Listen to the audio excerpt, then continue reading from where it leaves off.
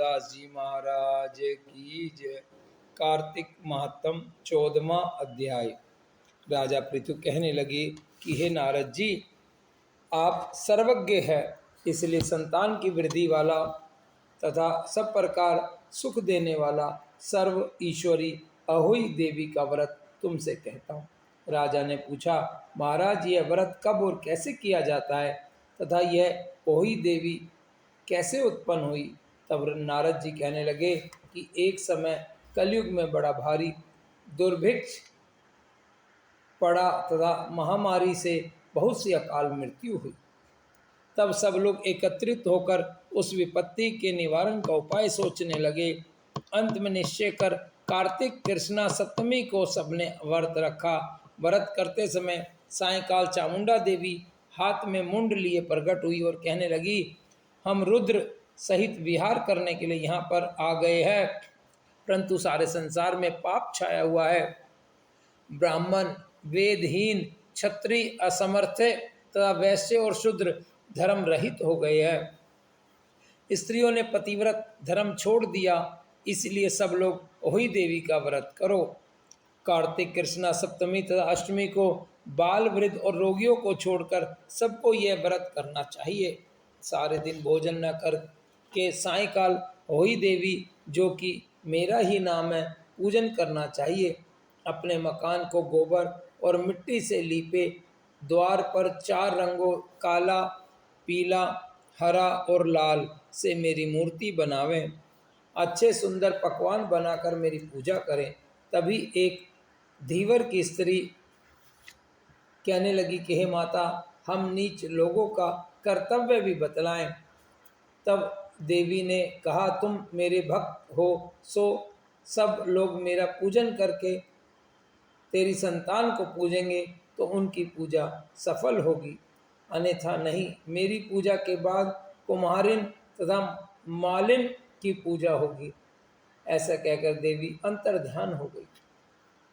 नारद जी कहने लगे कि हे राजन, इस प्रकार देवी के कथनानुसार सबने व्रत और पूजन किया तो सबके संकट दूर हो गए और सारा संसार सुखी हो गया।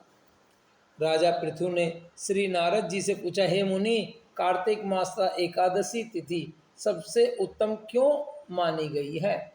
तब नारद जी कहने लगे कि हे राजन, जो प्रश्न तुमने आज मुझसे पूछा है वही प्रश्न एक समय श्री सत्यभामा ने किया था, और जो कुछ उत्तर श्री कृष्ण जी ने सत्यभामा को दिया था वही मैं तुमसे कहता हूँ।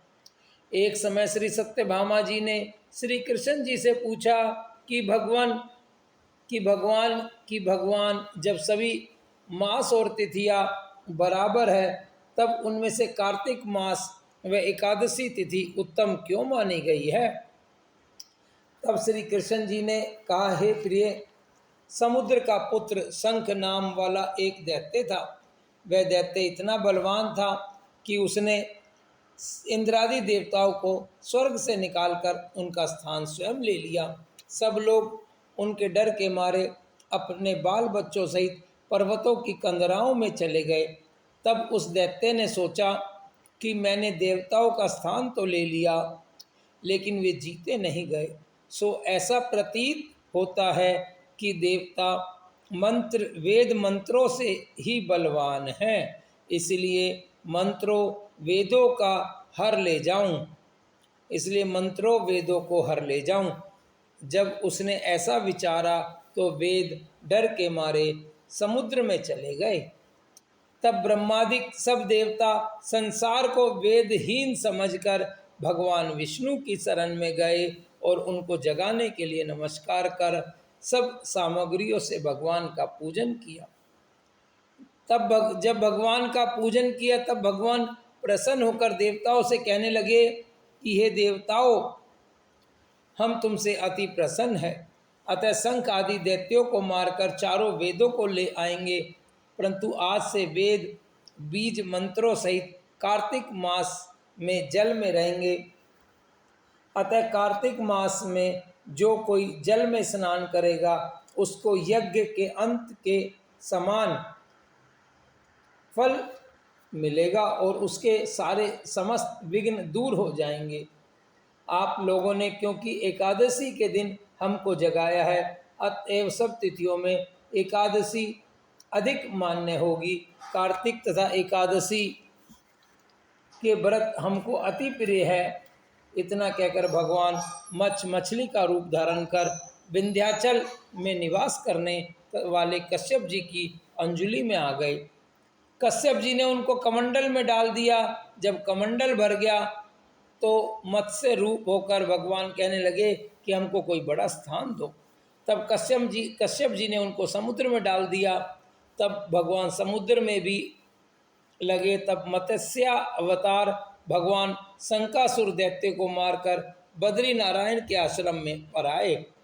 यहाँ आकर भगवान ने देवताओं से कहा कि हमने शंकासुर को मार दिया है। साथ ही ऋषियों से कहा कि आप लोग जाकर समुद्र में से वेदों को ढूंढ लो, तब तक हम देवताओं सहित प्रयाग में निवास करेंगे।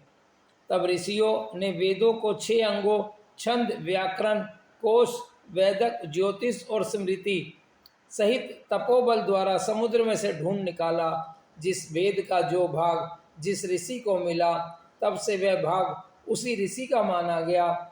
फिर सब ऋषि इकट्ठे होकर देवताओं के पास आए।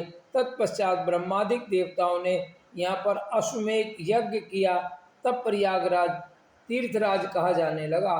यहाँ पर स्नान दान यज्ञादि करने से, यहाँ पर स्नान दान यज्ञ आदि करने से अनेक जन्मों के पाप नष्ट हो जाते हैं। 14वां अध्याय समाप्त। कार्तिक महात्म का। बोलो जय गुरु श्री गुरु।